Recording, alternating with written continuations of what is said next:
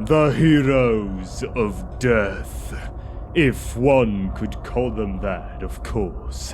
First up, the White Kings.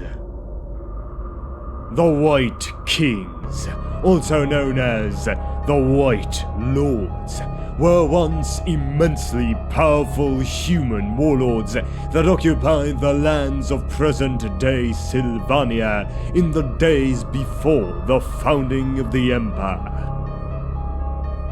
Warriors without peer, Whites have had centuries to hone their martial arts.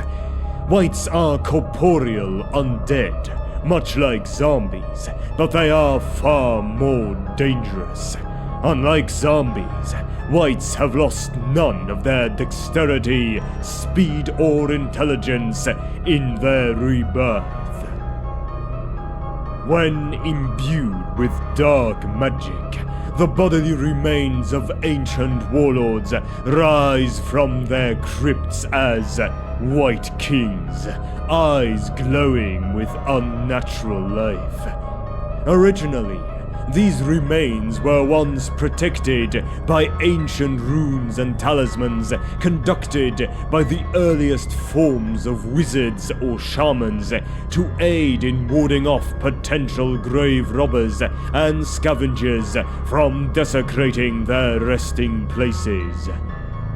The chieftains of the ancient tribes were buried in their full ceremonial panoply, with bronze breastplates protecting their ribs and winged helms framing their grinning skulls. The tribe's shamans placed the best swords, axes, and spears in the death grip of the ancient kings as they were laid on their slabs. The interior walls of the barrows were painted with scenes of the leader's life, so that should they awaken, they would be reminded of their greatest deeds and most heroic victories. Even today, there are still a few scattered tribes of men living with the vaults that still follow this ancient ritual.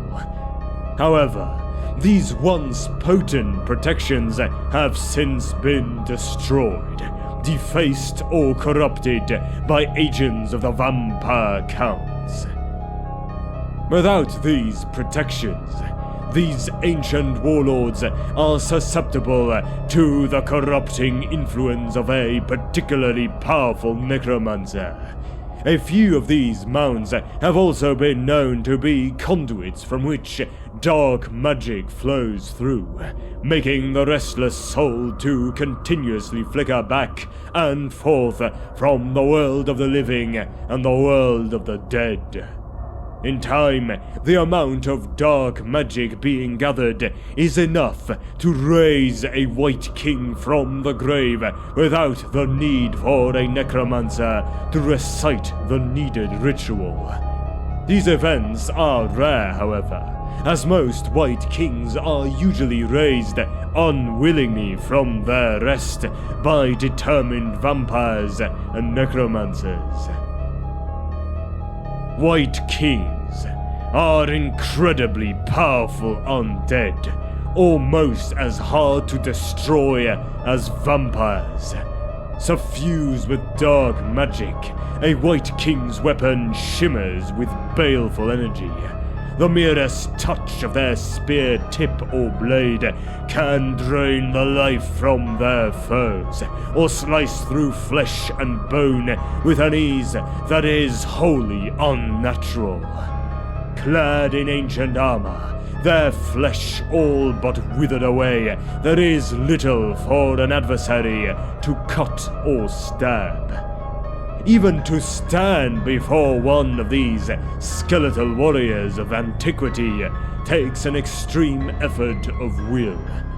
For these reasons, a vampire will often charge a White King with carrying forth the undead general's personal banner. Such a duty is often integral to the army's stability, and these indomitable undead warriors are able to hold aloft the army standard whilst tirelessly striking down one foe after another. I lay down to rise no more, content that my people would be well without me. Yet I told them with my dying words that if they or our lands had need of me, I would return. My people are gone now. The land has changed beyond my recognition. I do not know this place, these fields, these trees. Only the rocks of my tomb remain as they were. But the fierce ones still come from the north. There are still green skins to be driven forth, and I find that I have no mercy left in me for those that have disturbed my rest. From Sharu, the Burrow King. And here is a list of the most infamous White Kings. Krell, the White King and Mortarg of Nagash. Sir Corbignon, an undead champion of the Red Duke.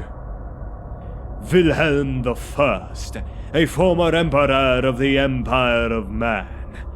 Henri la Morte, a former admiral in the Bretonnian Navy.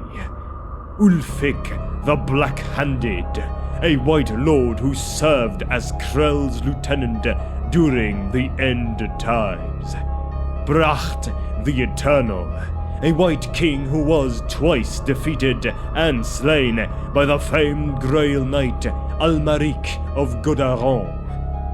And the Black Duke, a powerful white king who served the madman of Mousillon, Pitre Fonce. And next, the Banshee. Sigmar is just. It is only fitting that such vile women should suffer such a terrifying fate.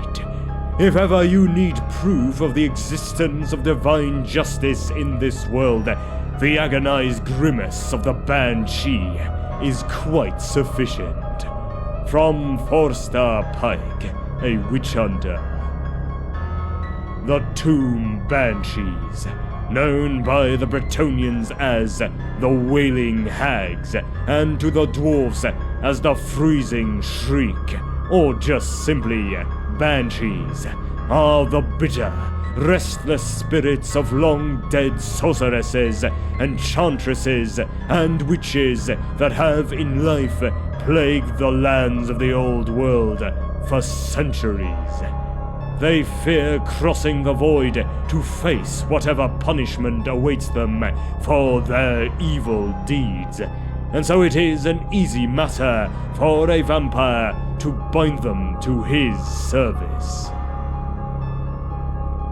Tomb Banshees constantly howl in remembrance of the forbidden pleasures of the life that was once theirs, and in bitterness for the peace of the grave that they cannot attain.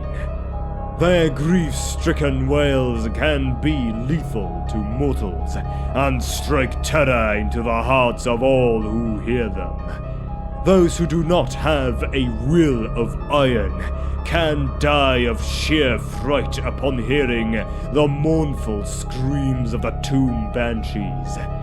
Blood trickles from their ears and fills up the whites of their eyes as the mind-wrenching shriek takes its supernatural toll. Fully armored knights collapse lifeless from their saddles, and whole ranks of infantry fall lifelessly as the Banshee does her evil work.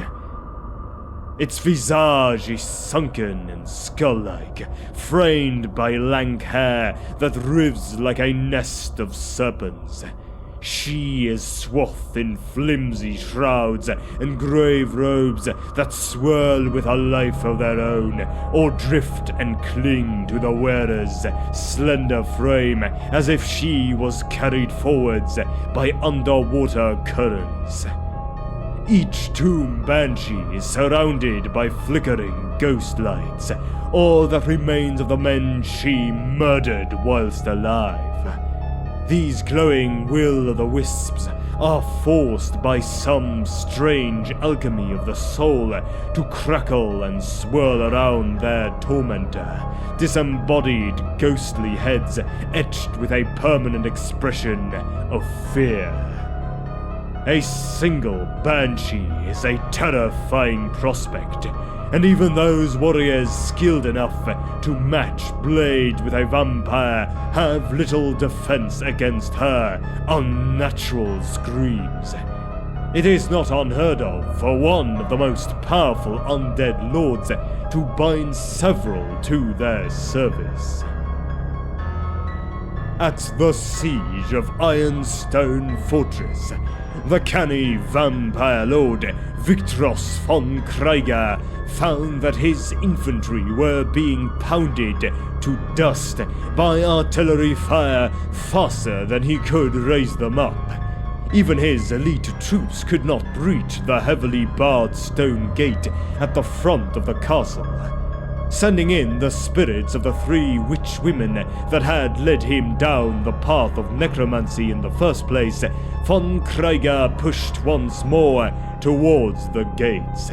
The stout ironstone doors of the fortress were proof against physical foes, but they could not keep out the deadly shrieks of the tomb banshees.